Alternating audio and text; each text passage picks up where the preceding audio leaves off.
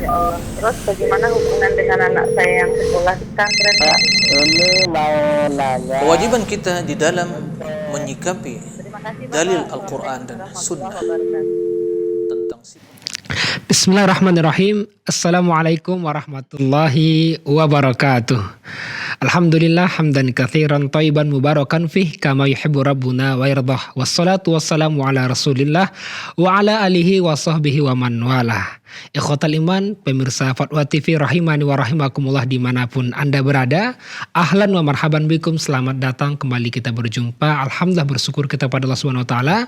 Senang sekali rasanya bisa kembali menyapa Anda semua dalam acara live interaktif Fatwa TV dengan tema keimanan, doa, dan dzikir. Bersama guru kita Al-Ustadz Al-Fadil Dr. Muhammad Nur Ihsan MA Hafizahullahu Ta'ala. Salat dan salam semoga tercurahkan kepada Nabi kita yang mulia, Rasul tercinta Nabi Muhammad SAW, juga kepada keluarga beliau, para sahabat beliau, serta orang-orang yang istiqamah di atas sunnah beliau hingga akhir zaman. Allahumma sholli ala Muhammad wa ala ali Muhammad. Ikhwatal iman, pemirsa Fatwa TV rahimani wa rahimakumullah dimanapun Anda berada. Alhamdulillah telah hadir bersama kita pemateri kita pada kesempatan ini, pengasuh acara keimanan, doa, dan zikir live interaktif Fatwa TV. Beliau adalah Al-Ustadz Dr. Muhammad Nur Ihsan MA Hafizahullah Ta'ala, yang merupakan salah satu anggota Dewan Fatwa Perhimpunan Al-Irsyad. Mari kita sapa beliau. Assalamualaikum warahmatullahi wabarakatuh, Ustadzana. Waalaikumsalam warahmatullahi wabarakatuh. Bagaimana kabar, Ustaz? Bikhair, alhamdulillah. Alhamdulillah. Barakallahu fikum. Tayyib. Hayakumullah, jazakallah khairan atas waktu kesempatannya, Ustaz, telah hadir bersama kita di studio Jember Fatwa TV. Hayakumullah. Ya, Barakallahu fikum. Taufik barakallah. 1 jam ke depan kita bersama istifadah tentunya dengan Ustaz. Barakallahu fikum. Tayyib. Yassarallahu umurakum. Allahumma amin. Para pemirsa dimanapun Anda berada, kita juga ingin informasikan acara live interaktif kali ini juga dirilai oleh radio yang tergabung di RTVC, Asosiasi Radio dan Televisi Islam Indonesia.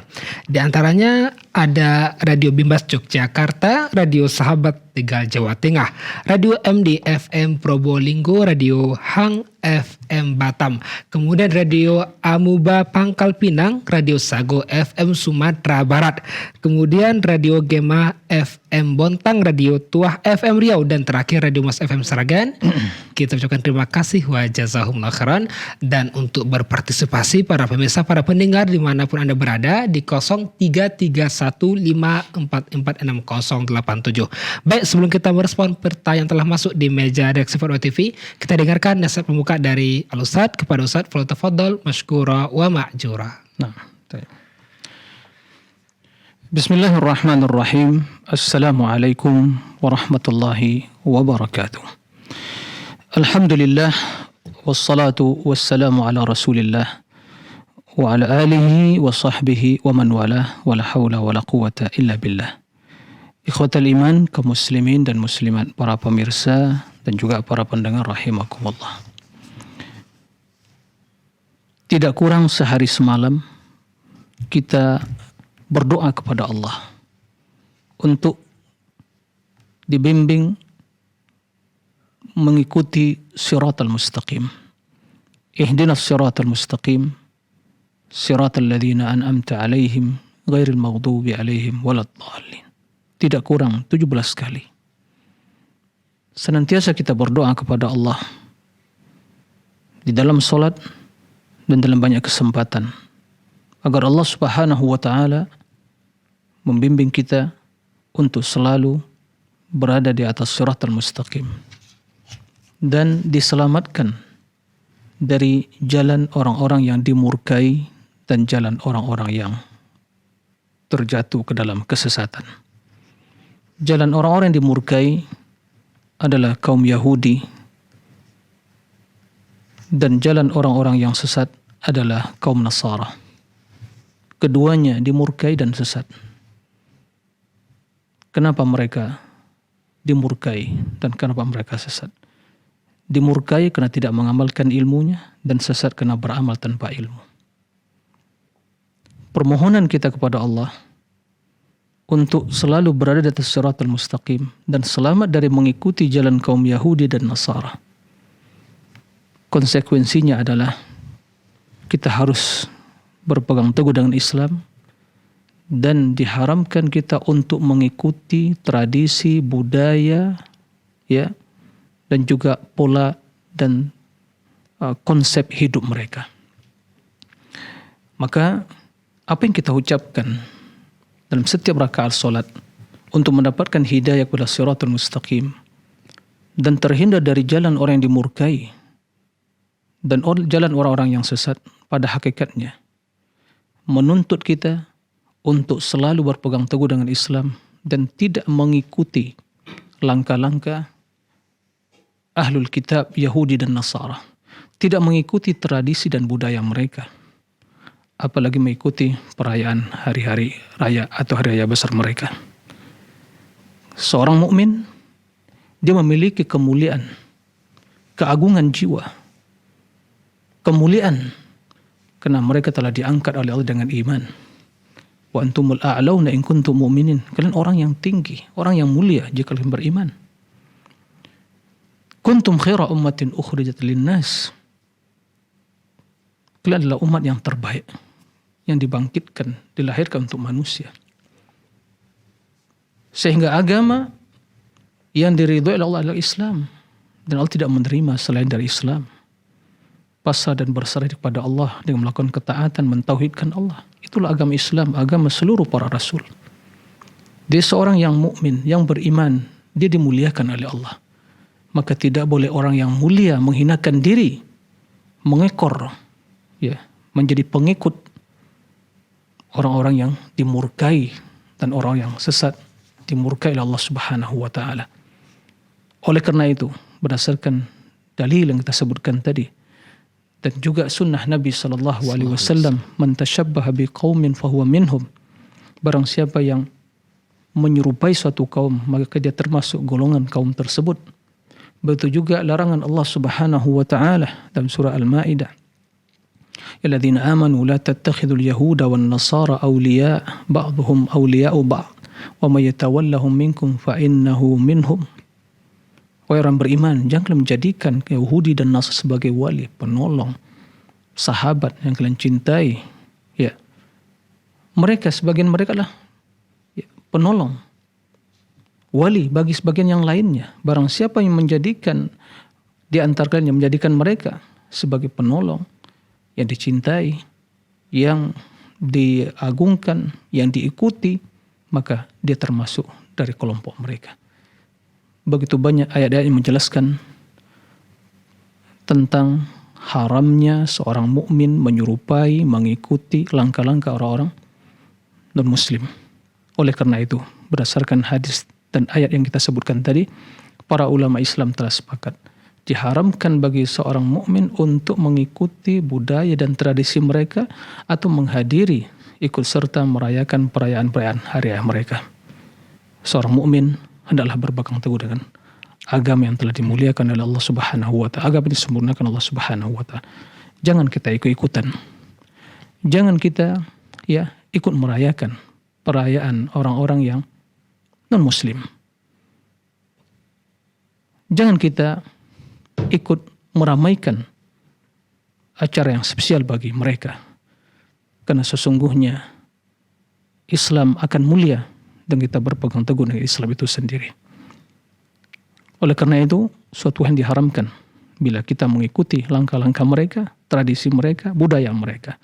Tapi di sisi lain, kita tidak boleh melakukan kerusakan, tidak boleh menzolimi. Ya. Biarkan mereka melakukan apa yang menjadi tradisi dan budaya mereka, tapi kita seorang mukmin tidak boleh ikut-ikutan dalam melakukan hal itu. Karena kita dilarang oleh Allah, dilarang oleh Rasulullah SAW, dan tentunya ini tidak masuk pada bab toleransi, karena toleransi tidak boleh mengorbankan prinsip dan akidah.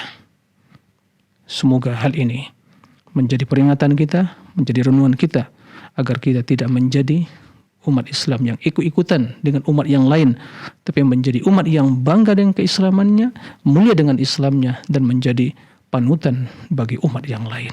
Allahumma amin. Demikian, wallahu a'lam.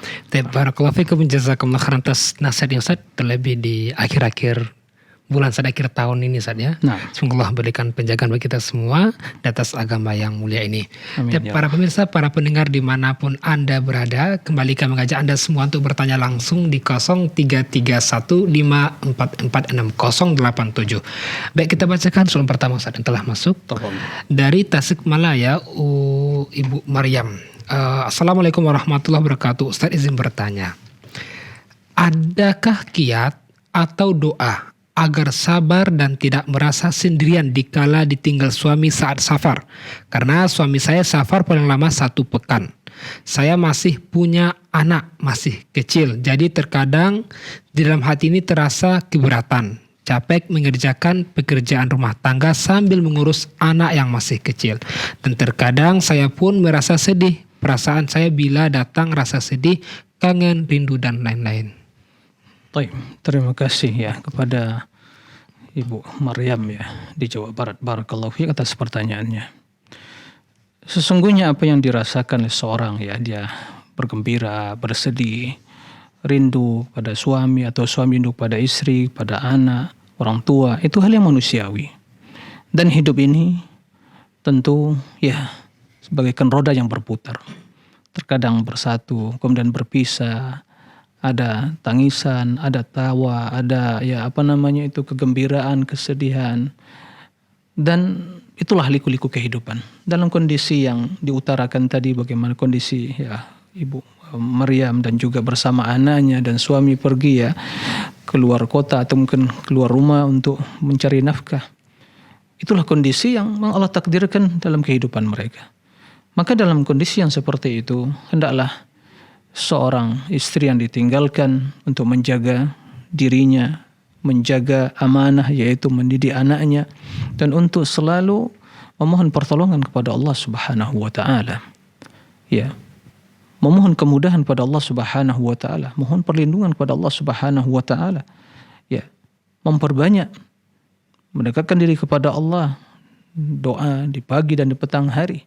Ya, memohon keselamatan untuk dirinya, untuk anaknya, untuk keluarganya, untuk suaminya yang keluar rumah mencari nafkah, mendoakan kebaikan.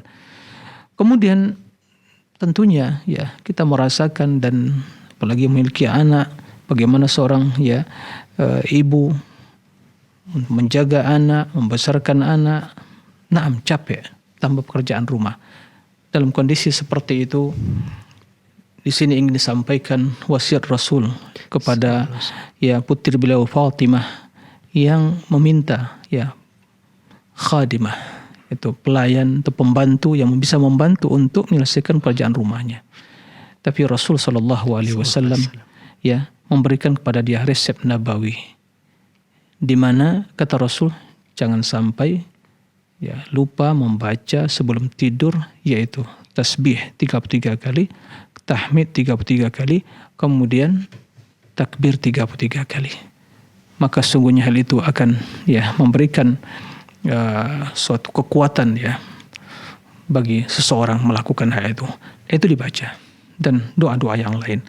Ya, adapun sabar itu kan juga ya sifat yang merupakan fitrah manusia, tapi juga bisa dilatih.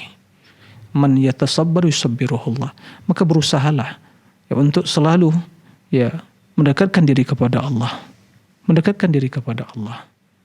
Banyak baca Al-Quran dan mendengarkan nasihat-nasihat, mendengarkan Al-Quran.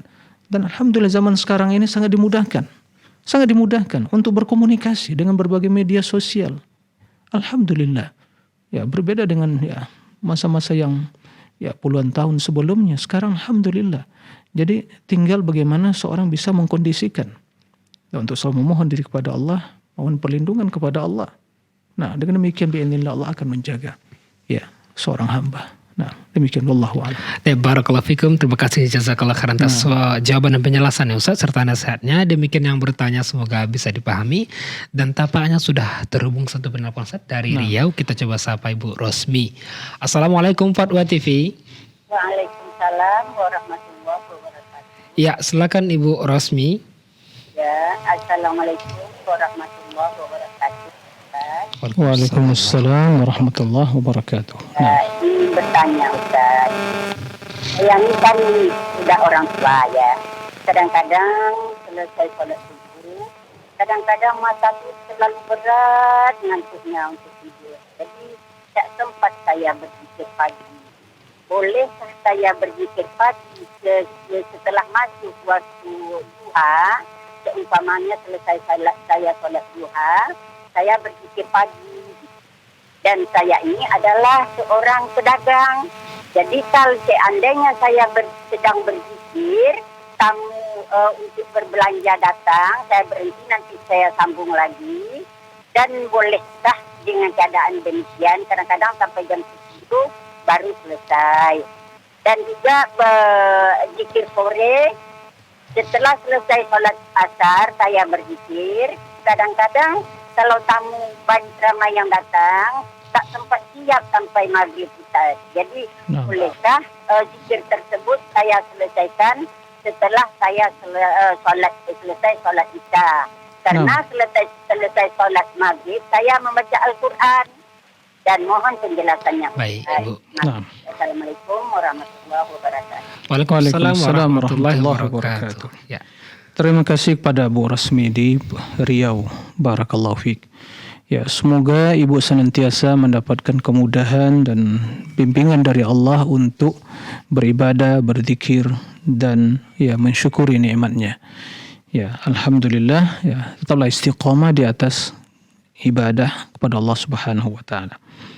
Berkaitan dengan masalah zikir ya. Dalam hal ini tentunya kembali kepada kaidah yang sudah maklum ya di dalam agama kita, bahwa melakukan ketaatan itu sesuai dengan kemampuan kita. Fattaqullaha mastata'tum. Bertakwalah sesuai dengan kemampuan kalian. Kemudian kata Nabi sallallahu alaihi wasallam, "Idza amartukum bi syai'in fa'tu minhu mastata'tum." Apabila aku perintahkan kalian dengan sesuatu, maka laksanakanlah sesuai dengan kemampuan kalian. Ya, tentunya hal-hal yang wajib kita mampu melakukan. Ya, sholat kita mampu. Datang bulan Ramadan kita berpuasa. Milih harta, ya lebih kelebihan harta kita berzakat. Datang bulan haji kita memiliki ya mungkin biaya untuk pergi haji, dan ya insya Allah kita bisa melakukannya. Intinya amalan-amalan yang wajib itu pada dasarnya dimudahkan adalah untuk bisa kita mampu melakukannya. Apalagi amalan yang sunnah. Maka dalam hal ini seseorang melakukan ketaatan sesuai dengan kemampuan dia. Dan ingat, suatu keutamaan dan kemuliaan yang Allah berikan kepada seseorang di dalam beramal, yang amalan tersebut menjadi rutinitas dia, tidak dia tinggalkan kebiasaan dia. Tapi sesekali karena kesibukan dia tidak sempat melakukan secara sempurna. Maka dalam kondisi seperti itu, Allah akan tetap memberikan pahala terhadap kebiasaan baik tersebut. Seorang biasanya baca Quran, baca zikir, ya kemudian berpuasa, tiba-tiba safar tidak sempat, Allah akan, atau mungkin dia sakit, nah maka Allah tak akan memberikan pahala yang sempurna. Begitu terdapat dalam hadis yang sahih. Nah, berkaitan dengan kondisi Ibu Rasim yang disampaikan tadi, maka lakukanlah apa yang mampu Ibu lakukan. Naam, jika seandainya tidak sempat ya sempurna zikir di waktu pagi tersebut, ternyata mungkin pelanggan yang datang atau mungkin sibuk, maka lakukan apa yang mampu dilakukan. Nah, seperti itu. Kemudian begitu terbit matahari, ya perbanyaklah berzikir ya, kalimat 4 kalimat yang banyak, yang paling mulia ya. Subhanallah walhamdulillah wala ilaha illallah wallahu akbar, ditambah dengan la haula wala quwata illa billah. Kemudian sambil juga melayani mungkin ya konsumen atau yang datang, pelanggan yang datang, tidak ada masalah berzikir ya. Kemudian begitu mungkin melayani mereka sejenak mungkin ya terhenti, dihentikan zikir, kemudian lanjutkan lagi, tidak ada masalah. Karena orang yang beriman yadhkurunallaha qiyaman wa qu'udan wa la junubihim. Berzikir dalam keadaan berdiri ya, kemudian berjalan, kemudian dalam keadaan berbaring. Rasul yadhkurullah fi kulli ahyan. Rasul itu berzikir dalam setiap kondisi. Maka tidak ada masalah. Fattaqullaha mastata'tum. Jika dalam sebagian kondisi tidak lengkap, kemudian setelah itu dilengkapkan, mudah-mudahan itu semua akan tercatat sebagai amal soleh. Intinya ikhlaskan niat kepada Allah dan jaga ya keikhlasan dan terus berusaha meneladani Rasul di dalam beramal tersebut. Wallahu a'lam. Nah. Barakallahu fikum wa jazakumullah khairan atas jawaban dan penjelasannya Ustaz. Demikian yang bertanya semoga bisa dipahami. Kita coba sapa satu pertanyaan atau penelpon dari Sumatera Utara Ustaz. Ibu Iswana. Assalamualaikum Fatwa TV. Fatwa TV. Assalamualaikum Pak Ustadz. Waalaikumsalam warahmatullahi wabarakatuh. Ya, silakan Ibu. Begini Pak Ustadz, kita punya saudara yang dibilang kena itulah Pak Ustadz, katanya sih kata orang pintar itu dia kena guna-guna. Apakah kita lawan dengan itu ataukah kita lawan dengan zikir yang bagaimana Pak Ustadz? Tolong penjelasannya. Baik, cukup Ibu? Iya. Terima kasih. Boleh satu lagi Pak Ustadz? Iya, silakan. Ada kita berobat dengan orang yang dibilang Ustadz juga, katanya Ustadz amalannya tentang zikir, sholawat, bisa juga dibilang dia tukang ruqyah gitulah kan. Tapi hati ini Pak Ustadz menentang gitu. Iya. Apaan dia kayak gitu kan, perobatan dia kayak gitu kan. Karena awalnya dia bisa dibilang orang yang kurang itulah Pak Ustadz, kurang tahu dengan agama. Iya. Baik. Baik, bisa dipahami Ustadz ya? Iya. Dia menjalani perobatan kayak gitu. Memang amalannya Pak Ustadz kalau ngobati zikir, salawat Nabi. Cuman hati ini menentangnya karena katanya dia bisa melihat makhluk-makhluk halus, apa gitu. Apakah ada manusia seperti itu Pak Ustadz di zaman sekarang ini? Iya. Baik, cukup Ibu. Ditunggu jawabannya. Terima kasih. Silakan Ustadz. Ya.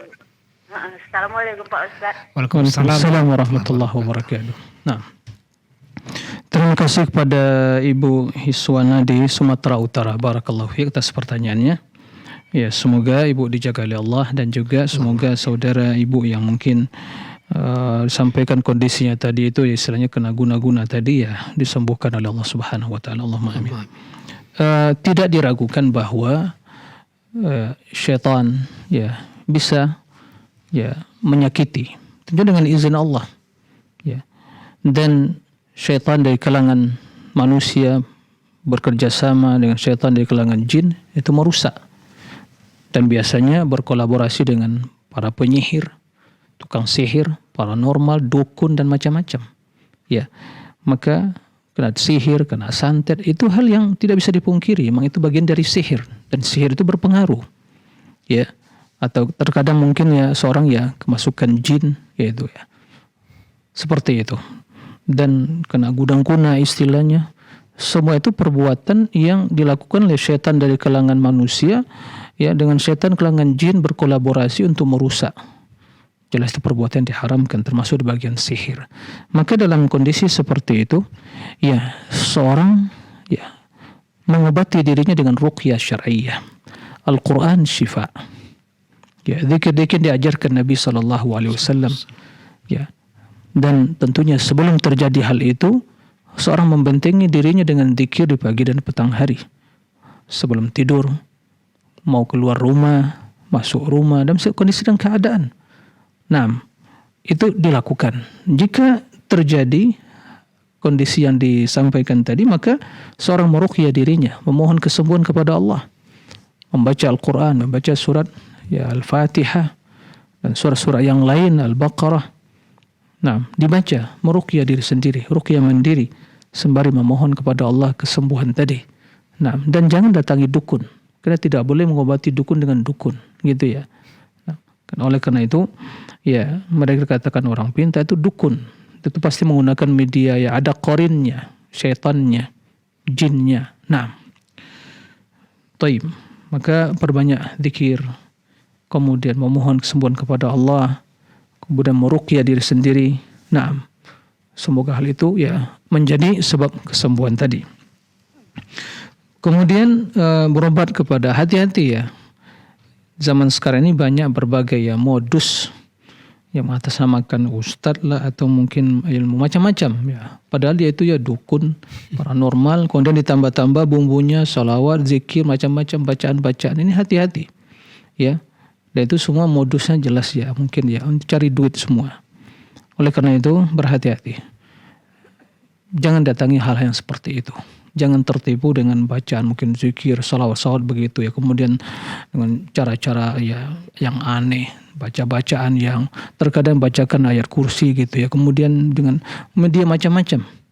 Ya, ini hal seperti ini harus diwaspadai. Mereka sesungguhnya mungkin dukun atau paranormal ya, sehingga banyak yang tertipu.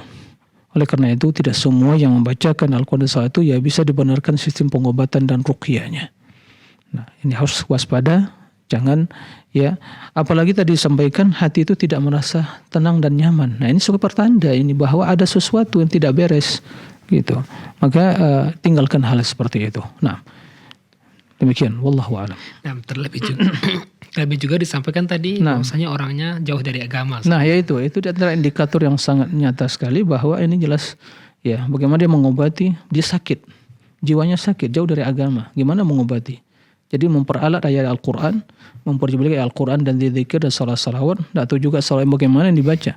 Nah, maka ini jelas perbuatan yang tidak dibenarkan dan jangan didatangi hal yang seperti itu. Itu modus untuk ya untuk mengelabui orang awam dan juga modus untuk ya mencari duit begitu. Nah, wallahu a'lam. Berarti cukup meruqyah diri sendiri saja ya. Nah. Jazakallah khairan, barakallahu fikum. Demikian yang bertanya semoga bisa dipahami. Kita coba pula menyapa satu penelpon dari Palangkaraya Ustaz, Ibu Siti. Assalamualaikum Fatwa TV. Waalaikumsalam warahmatullahi. Ya, tafadhali, silakan. Afwan Ustadz, Ana mau bertanya. Ya, nah silakan Bu. Bagaimana caranya menghapus dosa-dosa masa kecil seperti pernah mencuri, berbohong, memakan hak-hak orang lain lah. Baik, cukup Ibu. Kemudian saya punya saudara kandung saya punya saudara saya ini memiliki banyak kelebihan. Kemudian saudara saya ini juga dia itu berdagang. Alhamdulillah dagangnya itu laris, tapi dia ini sering banget kena ain sepertinya. Jadi apabila karena dia itu jual online ya, setelah iklan itu kelihatan kan penjualan dia itu, pencapaian dia itu besar gitu. Nggak lama itu tiba-tiba sakit. Awalnya dia nggak percaya kalau itu ain. Dia nggak pernah punya, misalnya nggak pernah punya alergi, dia tiba-tiba gatal, tubuhnya itu gatal semua. Kemudian dia tuh nggak punya tekanan darah tinggi. Pokoknya tiba-tiba ada sakit lah gitu. Kemudian udah berobat ke dokter, udah juga. Baru dia kenapa seperti itu terus, kemudian dia ngeruqyah sendiri, ruqyah mandiri. Alhamdulillah sembuh. Yang jadi pertanyaan, apa setiap penyakit dia itu kena ain gitu? Kalau misalnya itu akibat ain, bagaimana caranya supaya saudara saya itu terhindar dari ain? Baik. Cukup Ibu, ditunggu jawabannya. Terima kasih Ibu Siti di Palangkaraya. Assalamualaikum. Waalaikumsalam warahmatullahi wabarakatuh. Tafadhol Ustaz. Nah. Ya, terima kasih kepada Ibu Siti di Palangkaraya. Barakallahu fi atas pertanyaan yang diutarakan. Sebelumnya ya saya berdoa semoga kita semua dalam lindungan Allah Subhanahu wa taala dan ya diselamatkan dari berbagai makar dan tipu daya syaitan, kelangan jin dan manusia. Naam, Allahumma amin. Pertama ya, bagaimana menghapus kesalahan atau dosa di waktu kecil. Perlu diketahui di waktu kecil belum balik ya, seorang belum ya mendapatkan sanksi karena belum balik ya. Kendati suatu kemungkaran harus diingkari ya, tidak benar, tapi karena dia belum balik, belum ya mendapatkan kewajiban untuk melaksanakan syariat, karena syariat itu baru diwajibkan bagi mereka yang telah balik ya, telah berakal balik dan memiliki akal sehat balik, atau bagi yang tidur sampai bangun begitu. Rufi'al qalam an thalath. An as-saghir hatta yahlum. Anak kecil sampai dia balik. Nah, jika hal yang demikian dilakukan sebelum balik, ya semoga itu tidak ya menjadi tidak diazab oleh Allah dan dimaafkan oleh Allah Subhanahu wa taala. Tapi bila itu dilakukan setelah balik, tentu itu menjadi dosa yang harus dia pertanggungjawabkan. Akan tapi tidak ada masalah jika begitu dia balik, sekarang dia sadar dahulu waktu kecil pernah melakukan, kemudian begitu dia memiliki kelebihan harta, dia kembalikan, dia sampaikan, maka tidak ada masalah, itu satu kebaikan. Mudah-mudahan demikian seperti itu, ya Allah semakin memberkahi hidupnya. Nah, seperti itu. Kemudian ya dengan beristighfar, bertaubat. Karena at-taibu minadz-dzambi kaman la dzambalah. Seorang yang bertaubat dari dosa seperti tidak berdosa. Nah, seperti yang disampaikan tadi, jika seandainya memang kita masih ingat mengambil dulu ya hak si fulan, ya kalau bisa dikembalikan. Ya, seperti itu. Tapi seperti yang disampaikan tadi, kalau memang itu sebelum balik, ya memang dia tidak tahu itu apa perbuatan dosa, tapi yang jelas itu kemungkaran.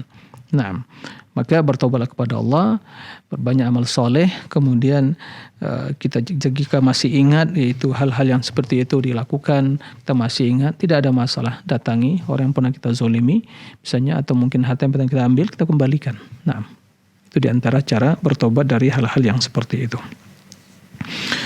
Kemudian pertanyaan yang kedua, masalah ya saudara ibu yang mungkin ya alhamdulillah berikan kelebihan harta begitu ya, kemudian pernah sakit, ya sampaikan karena kena ain, ya pandangan mata.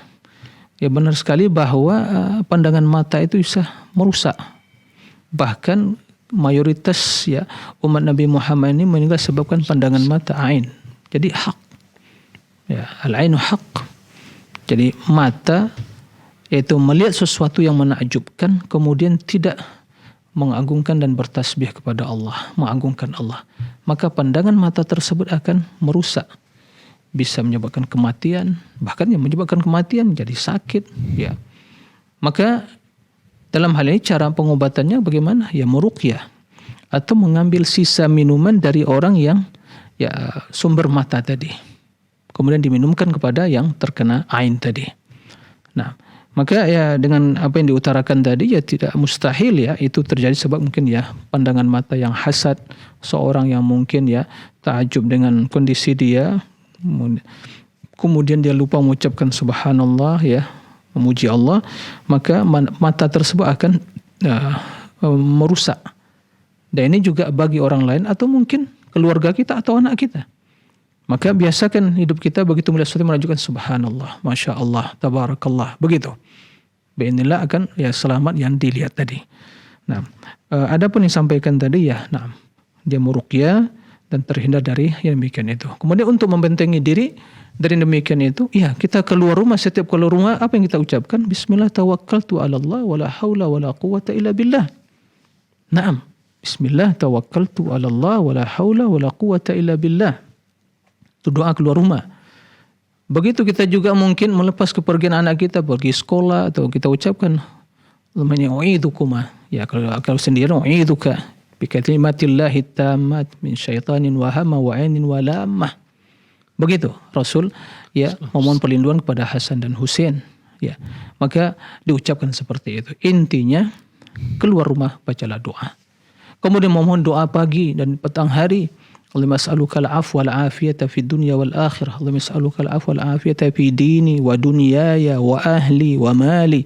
Allahumma astur 'aurati wa amin rawati. Allahumma ihfazni min bayni yadayya wa min khalfi wa an yamini wa an shimali wa min fawqi wa a'udzu bi 'azamatika an ughtala min tahti. Diciduk dari bawah.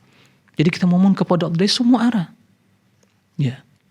Nah, jadi itu sebab-sebab yang kita lakukan agar kita selamat. Kemudian serahkan pada Allah Subhanahu wa taala. Sebelum tidur baca apa? Ayat kursi dan ayat yang lain atau mungkin ya doa. Dan begitu memulai sesuatu baca bismillah. Mohon keberkahan. Naam. Sehingga Allah Subhanahu wa taala berkahi perdagangan kita, harta kita, keluarga kita dan anak kita. Jadi intinya berlindung kepada Allah. Bertawakal kepada Allah. Naam. Dan tinggalkan kezaliman. Nah, demikian. Wallahu a'lam. Barakallahu fiik, jazakallah khairan atas jawaban dan penjelasannya Ustaz. Demikian yang bertanya semoga bisa dipahami. Dan tampaknya satu Penelpon sudah terhubung lagi Ustaz dari kota Jember Ustaz. Mas Fatoni. Assalamualaikum Fatwa TV. Waalaikumsalam. Ya silakan Mas Fatoni. Ini kayaknya anak kecil kayaknya Ustaz. Nah, Apa yang boleh dimainkan dan musik apa yang tidak boleh dimainkan Ustaz? gimana? Ya bisa diulang. Ciri-ciri musik apa yang tidak boleh dimainkan dan yang boleh dimainkan Ustaz? Karena kan kalau empat mazhab yang termasyhur itu kan bersepakat bahwa musik itu diharamkan dan apa? Coba Pak Tony mungkin diperjelas lagi ya, mungkin Suaranya kurang keras Mas Fatoni. Ya, apa saja yang apa saja musik yang boleh dimainkan dan yang boleh tidak. bisa ditangkap? Yang boleh dimakan. Apa saja musik yang boleh dimainkan? Musik yang boleh dimakan. Musik, ya, musik dimainkan. Baik. Taib. Boleh dua pertanyaan Ustaz? Iya, 2 pertanyaan. Lebih keras Mas Fatoni. Nah, jadi Musik yang boleh dimainkan yang pertama. Ya silakan yang kedua Mas Fatoni. Monggo. Kan kalau di sini itu mazhabnya ikut mazhab Imam Syafi'i Ustaz. Nah, dalam salat berjamaah, kalau misalnya ada satu makmum yang cara salatnya itu mengikuti mazhab Imam Hambali Ustaz. Nah, apakah sah juga cara makmum yang lain Ustaz? jadi sholat menggabungkan berapa mazhab itulah intinya ya. Iya. Baik. Taib. Cukup Mas Fatoni? Cukup ya. Ditunggu jawabannya. Terima kasih. Ya, nah. Jazakallah khairan ya. Silakan Ustaz. Mas Fatoni ya, di Jember nih. Nggak tahu di Bimbang di mana ini. Taib, barakallahu fiik Mas Fatoni ya, semoga menjadi seorang yang berilmu dan bersungguh-sungguh dalam menuntut ilmu. Barakallahu fiik. Taib. Musik apa sih yang boleh dimainkan ya? Musik ya. Beda ya, musik dengan nyanyian beda ya. Nyanyian boleh jadi tidak akan musik gitu ya. Adapun alat-alat musik ya.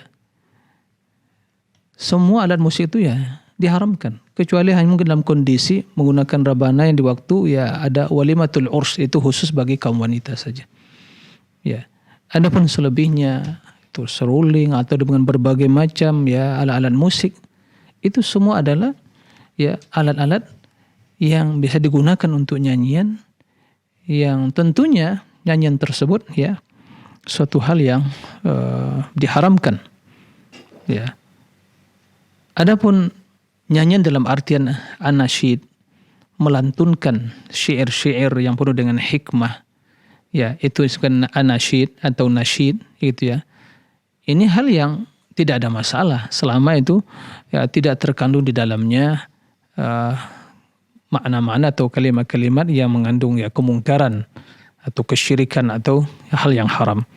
Jadi lantunan syair yang penuh dengan hikmah tanpa disertai dengan alat musik. Adapun alat musik ya diharamkan. Para ulama madhab yang telah sepakat mengharamkan nyanyian tersebut. Jadi istilahnya tidak ada dalam Islam nyanyian Islami. Tidak ada. Itu hal yang sungguh sangat keliru ya. Nyanyian kemudian disematkan istilah Islam, Islami. Islam itu ya qiraatul Quran, dzikir, tafakkur, ya. Maka di antara efek ya negatif dari mengislamisasikan nyanyian tadi, sehingga kita melihat mayoritas kegiatan ibadah kita kan jadi nyanyian dan kesenian semua. Nyanyian, tidak benar. Banyak Al-Quran. Oleh karena itu, ya, semua alat musik itu diharamkan. Ya. Adapun nyanyian dalam artian melantunkan kalimat-kalimat yang mungkin unta-untaan bait syair dan penuh hikmah, ya, maka itu tidak ada masalah. Dengan syarat tidak disertai dengan alat-alat musik tadi. Maka perbanyak baca Al-Quran, ya, tinggalkan yang tersebut, itu semua akan ya, menjadikan hati menjadi keras, jauh dari Al-Quran, dan juga jauh dari kebaikan dan keberkahan. Nah, adapun masalah solat tadi, ya, Rasul SAW mengatakan, "Sallu kama ra'aitumuni usalli." Itu sabda Rasul. Solatlah sebagaimana kalian melihat saya solat. Rasul tidak pernah mengatakan solatlah kalian sebagaimana Imam Syafi'i solat, solatlah kalian sebagai Imam Hambali solat, tidak. Tapi karena para ulama tersebut mereka telah ya berkorban, telah berjuang menebarkan Islam, menyampaikan ilmu, menyampaikan sunnah Nabi, telah mereka menjelaskan ya bagaimana solat Nabi. Nah, adapun perbedaan yang dalam hal furu'iyah di antara mereka tidak akan mengurangi ya keutamaan mereka atau tidak boleh menjadi sebab perbedaan. Maka dalam hal ini solatlah sebagaimana Rasulullah solat. Jika seandainya tata cara solat tersebut itu yang kuat menurut pendapat Syafi'i, amalkan. Jika seandainya itu yang kuat menurut pendapat Maliki atau Hambali, diamalkan. Selama itu sunnah. Seperti itu. Kenapa? Karena tidak boleh kita fanatik pada madhab tertentu dan beribadah. Karena tujuan kita mengikuti madhab untuk mengikuti al-haq, bukan fanatik. Begitu kata Imam Syafi'i, begitu kata Imam Ahmad. Jadi kita mengikuti tuntunan Nabi SAW dan menjadikan para ulama, para imam-imam sebagai ya panutan kita dalam memahami sunnah-sunnah Nabi. Tapi kita tidak boleh fanatik, tidak ada masalah. Selama itu hadisnya sesuai, lakukan. Kendati itu sesuai dengan mazhab Syafi'i atau bertentangan, sesuai dengan mazhab Hambali atau bertentangan, tidak ada masalah. Nah, demikian. Wallahu a'lam. Masya Allah, barakallahu fikum, jazakallah khairan atas jawaban penjelasan ya Ustaz. Demikian yang bertanya Mas Fatoni di Jember, semoga bisa dipahami. Baik, sekarang kita coba sapa penelpon setia Ustaz, Ibu Rosmini Pacitan. Assalamualaikum Fatwa TV. Waalaikumsalam warahmatullahi wabarakatuh. Ya, monggo Bu Rosmini. Assalamualaikum warahmatullahi wabarakatuh, Ustaz. Waalaikumsalam warahmatullahi wabarakatuh. Nah. Kami ingin bertanya tentang keluarga yang robbani. Kami sangat ingin sekali keluarga kami menjadi keluarga yang robbani. Terus bagaimana doa-doa yang kita amalkan itu, terus amalan-amalan yang bagaimana kita usahakan agar bisa keluarga kita menjadi keluarga yang robbani. Nah. Terus yang kedua, doa di dalam Al-Quran, Robbi ghafirli wali walidayya wali man dakhala baitiya mu'mina walil mu'minina wal mu'minat. Itu juga termasuk mendoakan orang-orang muslim semuanya, itu akan kita mendapat pahala juga. Dan orang-orang yang masuk ke rumah kita itu semuanya termasuk juga tamu atau termasuk keluarga, juga termasuk mendapat pahala doa kita itu. Cukup sekian. Saya khairan. Assalamualaikum warahmatullahi wabarakatuh. Waalaikumsalam warahmatullahi wabarakatuh. Ya, silakan Ustaz. Baik, terima kasih kepada Ibu Rasmini di Pacitan. Barakallahu fiik atas pertanyaannya. Pertanyaan luar biasa ya. Berkaitan dengan masalah keluarga yang rabbani. Keluarga yang rabbani itu dinisbatkan kepada Rabb, yaitu Allah Subhanahu wa taala, Rabbun. Jadi keluarga yang rabbani berarti keluarga yang mendapatkan bimbingan ya dari Allah Rabb. Nah, lalu bagaimana untuk mewujudkan keluarga yang demikian itu? Jika penisbatan kepada Rabb itu kemuliaan, Rabbani berarti mendapat bimbingan Allah, maka tentunya pilar utama, pondasi utama keluarga yang Rabbani, keluarga yang muslimah itu adalah yang pertama ya beriman kepada Allah. Ya, beriman kepada Allah. Iman yang benar, bukan iman hanya sekedar lisan. Iman yang betul tertanam, muncul dari keyakinan yang kokoh di dalam hati, diucapkan dengan lisan, diamalkan dengan anggota badan, itu iman. Ya. Kalau hanya sekedar iman di lisan tapi tidak mengamalkan, gak sholat, katanya beriman, tertulis di KTP-nya tulisan beriman, muslim, tapi gak pernah sholat, gak pernah baca Al-Quran, gak pernah dzikir, gak pernah puasa, bagaimana akan bisa meraih kebaikan? Ya, jadi merealisasikan makna iman. Dan ini erat kaitannya dengan ya, tentu iman melahirkan amal soleh. Antara iman dan amal soleh dua hal yang tidak bisa dipisahkan. Nah, barang siapa yang mewujudkan hal itu dalam hidupnya, maka dia akan mendapatkan yang keluarga yang sakinah, keluarga yang baik, yang mulia, kehidupan yang mulia. Nah, man amila salihan min dzakarin aw untha wa huwa mu'minun falanuhyiyannahu hayatan thayyibah wa lanajziyannahum ajrahum bi ahsani ma kanu ya'malun. Begitu dalam surah An-Nahl. Barang siapa yang beramal soleh dari kalangan laki dan wanita, dia orang yang beriman. Akan kami berikan kepada mereka kehidupan thayyibah yang baik. Nah, di dunia, alam barzah, alam akhirat. Di akhirat akan kami berikan balasan yang lebih mulia dari amalan mereka. Iman sumber kebaikan. Semua kebaikan yang kita raih di dunia dan akhirat, sumber utamanya adalah iman. Nah, jadi diumpamakan pohon yang rindang, yang subur, yang berbuah setiap saat. Ya, kemudian akarnya tertancap ya ke tanah. Akar keimanan itu tertancap di hati kita, kemudian tumbuh dengan kokoh, dengan kuat, kemudian menghasilkan buah yang manis, memberikan buah setiap saat dan waktu. Amal soleh, akhlak mulia, perkataan yang baik, itulah buah dari keimanan. Maka tidak akan pernah seorang merasakan kebahagiaan, akan bisa membangun keluarga yang sakinah, mawaddah, rahmah, keluarga yang rabbani, jika tidak merealisasikan iman. Iman berarti ya kenal kepada Allah, kenal kepada Rasulnya, kenal kepada agama. Sudahkah kita mengenal agama Islam ini sebagai agama yang harus kita bangga dengan Islam, mulia dengan Islam, ya, terhormat dengan Islam? Sudahkah kita mengenal Allah, mengenal Rasulnya? Jadi pilar utama keluarga yang rabbani itu ya iman. Ya tentu iman dibangun di atas ilmu yang benar, berarti berilmu. Nah, akhlak yang mulia. Oleh karena itu ya kita harus belajar. Belajar yang benar.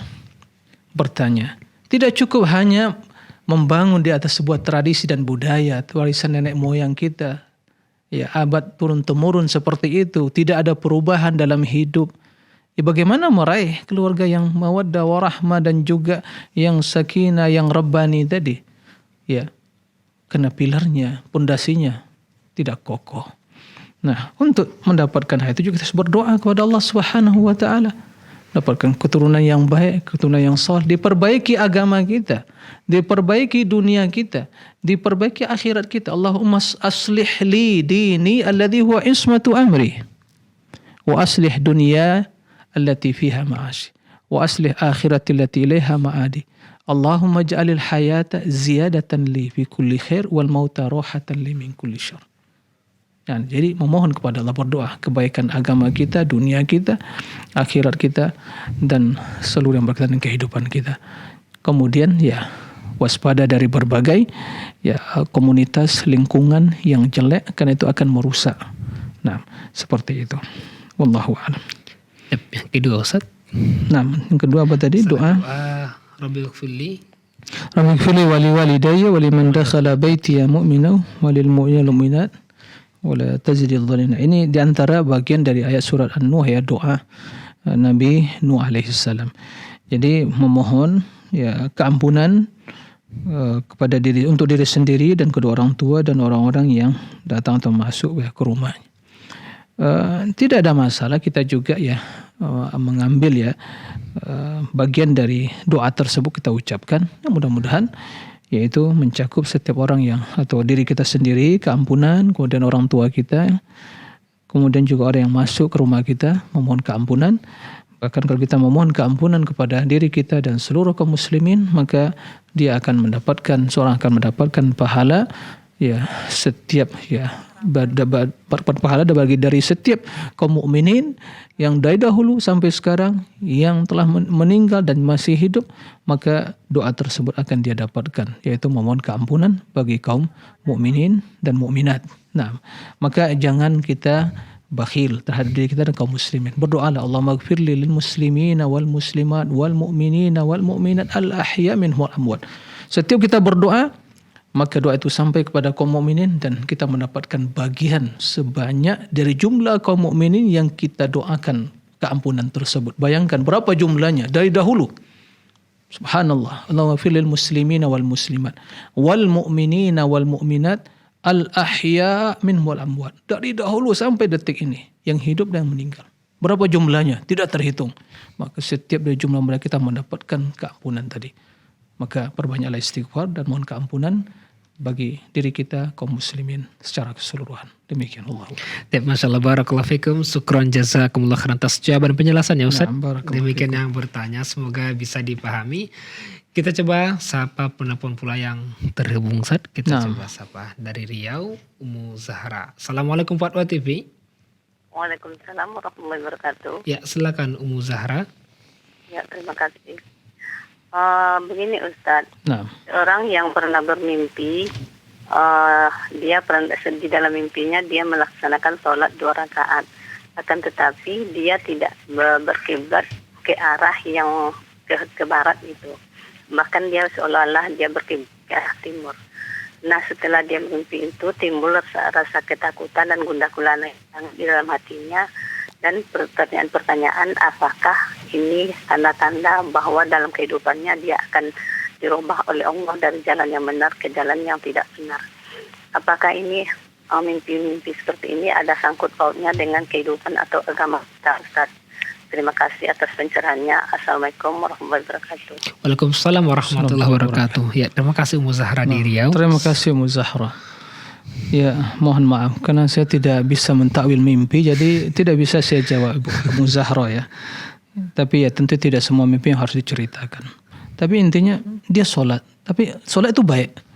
Tapi sholatnya tidak menghadap ke arah kiblat gitu ya. Wallahu alam, saya tidak tahu. Saya ya tidak tahu bagaimana mentakwil mimpi, jadi mungkin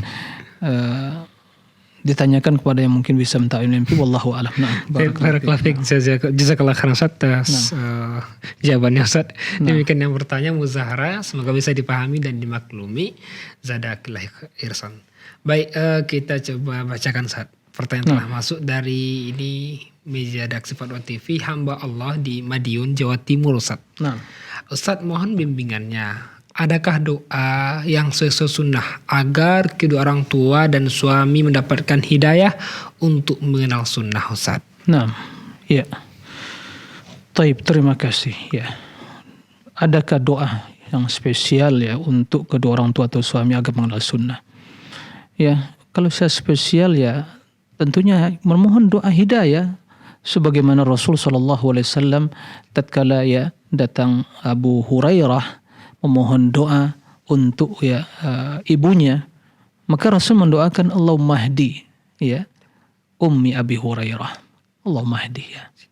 Ya Allah, berikanlah hidayah kepada ibunya Abu Hurairah. Kemudian begitu Abu Hurairah pulang, Allah mendapatkan ya ibunya, umminya dan masuk Islam. Ya, subhanallah. Itu juga Rasulullah SAW mendoakan ya kaum mukminin, kabilah Arab untuk masuk Islam, Allahumma hdihim wa'ti bihim. Jadi intinya berdoa dengan bahasa Indonesia, dengan bahasa Arab. Berdoalah, ya Allah, ya tunjukilah suamiku, kedua orang tuaku, bimbinglah mereka untuk mengenal Islam, mengenal tauhid ya Allah. Ya, sebelum mereka ya ajal datang menjemput mereka. Seperti itu. Ya Allah mahdihim. Nah. Jadi berdoa. Dan tentunya doa seorang anak yang soleh untuk kedua orang tua atau istri yang soleh untuk suaminya. Ya, doa yang sungguh ya sangat diperhatikan oleh Allah. Doa makbulah. Oleh karena itu berdoalah dengan bahasa yang mampu kita ucapkan untuk memohon hidayah tadi, baik keluarga kita atau orang lain, ya apalagi suami atau kedua orang tua, berdoalah, ya Allah berikan hidayah kepada orang tua saya. Ya Allah bimbing mereka untuk bisa mengenal sunnah Nabi, mengenal tauhid, ya Allah. Begitu. Dan bimbing mereka untuk meninggalkan berbagai tradisi-tradisi yang tidak ada landasan dalam agama ini. Tanamkan dan di mereka kecintaan kepada sunnah, kepada tauhid, kepada iman. Begitu. Dan berikan keistiqomahan. Silakan, tidak ada masalah. Nah, demikian wallahu a'lam. Barakallahu fikum wa jazakumullah khairan atas jawaban penjelasan ya Ustaz. Nah. Demikian yang bertanya semoga bisa dipahami dan masih ada waktu tersisa 5 menit Ustaz. Kita coba bacakan satu soal terakhir dengan singkat soal Ustaz. Tafadhal. Nah. Dari Andika di Lampung, Ustaz bismillah, bagaimana cara mengukur keikhlasan dalam beribadah Ustaz? Mengukur keikhlasan ya. keikhlasan itu kan amalan hati ya. Itu ya sulit untuk diukur. Tapi ya mungkin bisa melihat indikator-indikator yang ya. Masalah keikhlasan tidak ada yang tahu kecuali Allah Subhanahu wa taala. Ya, boleh jadi seorang penampilannya ikhlas, khusyuk, tapi ternyata dia dusta. Seperti 3 orang yang pertama dimasukkan ke neraka sa'ir gitu ya. Pertama membaca Al-Quran, orang berilmu, berjihad jalan Allah, kemudian orang yang kaya, berderma. Ternyata semuanya ingin dipuji. Kata Allah, kalian dusta. Kemudian disuruh masuk neraka, waliyazubillah. Nah, maka di antara indikator bisa kita lihat bahwa seorang ya beramal semata-mata lillah dan tidak mengharapkan pujian dan sanjungan, baik diketahui atau tidak diketahui, dan dia orang yang selalu berusaha menyembunyikan amalan dia. Jadi pujian orang tidak akan menambah, tidak akan mengangkat derajat dia, dan celaan juga tidak akan merendahkan diri dia. Karena dia beramal semata lillah. Ya. Dia tidak ingin dipublikasikan, tidak ingin share ke sana sini, ya. Tidak ingin harus ditulis namanya, harus saya yang tampil, namanya ditulis, enggak. Lillah, itulah ikhlas tadi. Nah, maka sama dalam pujian dan hinaan orang lain, sama bagi dia. Loh, saya beramal untuk siapa? Bukan untuk dipuji. Ya. Dan saya berlillah, bukan untuk mencari keridhaan manusia. Nah, oleh karena itu seorang hendaklah terus mengintrospeksi diri. Ini pembahasan sebenarnya ya masalah ikhlas ini luas ya. Dan oleh karena itu ya dalam beramal hendaklah kita berusaha untuk menyembunyikan. Kecuali amalan tidak bisa disembunyikan. Seorang lelaki dia harus datang ke masjid, ya jangan di rumah. Oh ya, dengan mau ikhlas Ustaz, enggak benar. Ya, itu ikhlas tidak benar. Ikhlas datang ke masjid, berjuang ikhlas di sana karena wajib. Ya. Seperti itu. Jadi itulah di antara hal yang mungkin mudah-mudahan pada kesempatan lain bisa kita anjurkan tentang masalah indikator keikhlasan dalam beribadah tadi. Wallahu a'lam. Nah. Masalah barakallahu fikum wa jazakumullah khairan atas jawaban dan penjelasan serta nasihatnya Ustaz. Demikian yang bertanya semoga bisa dipahami dan merupakan pertanyaan penutup Ustaz. Karena waktu membatasi kita tanpa terasa 1 jam bersama-sama kita istifadah. Dan semoga Allah berkahi dan bisa kita amalkan saat insyaallah ta'ala ini kita pelajari dan sampai ketemu kembali insyaallah saat di pertemuan berikutnya. Bismillah. Nah, barakallahu fikum. Para pemirsa, para pendengar dimanapun Anda berada, demikianlah dapat kami sajikan pada kesempatan ini dan mohon maaf atas segala pertanyaan yang belum bisa kami sampaikan dan direspon. Dan terus saksikan acara live interaktif Fatwa TV setiap hari Senin hingga Jumat setiap pekannya. Dan untuk mendapatkan informasi kegiatan Dewan Fatwa Perhimpunan Al-Irsyad dan juga Fatwa TV, Anda dapat akses di website www.dewanfatwa.com. Syukron wa jazakumullah khairan atas kebersamaan semua. Kita tutup dengan baca doa kafaratul majlis. Subhanakallahumma wa bihamdika asyhadu an la ilaha illa anta astaghfiruka wa atubu ilaik. Wassalamualaikum warahmatullahi wabarakatuh.